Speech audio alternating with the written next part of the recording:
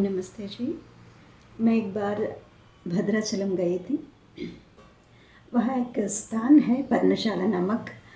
उस स्थान में सीता माता जी को राक्षस राज रावण अपहरण करके छलपूर्वक लेके गया था। वो स्थान दर्शन करने के लिए गई थी और वहाँ मूर्तियाँ रखा हुआ था। उन मूर्तियों का संदर्शन करके दूसरा स्थान भी है, वहाँ जंगल में अंदर जाने के बाद होता है। उस स्थान में प्रभु राम जी और सीता माता जी अपने कपड़े सुखाने का स्थान है। वहाँ एक पत्थर जैसी आकृति भी मिलता है। कहते हैं कि राम जी और सीता जी लक्ष्मण जी के साथ वहाँ भोजन लिए थे उस स्थान में। वो स्थान को भी संदर्शन करके मैं वहाँ के प्रसाद स्वीकार करके और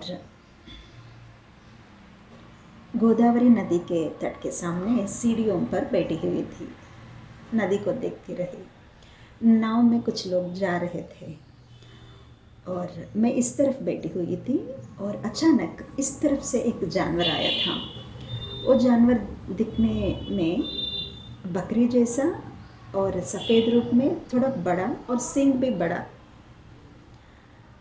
तो मुझे पहली बार देख रही थी और शॉक हो गया मैं, क्योंकि वो हमला करने के लिए आ रहा था, क्रोधपूर्वक और आवेशपूर्वक दौड़ता हुआ।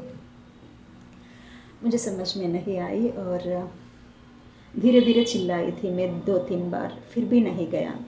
तो मैं अपना बैग उठा के दूसरे स्थान में चली गई।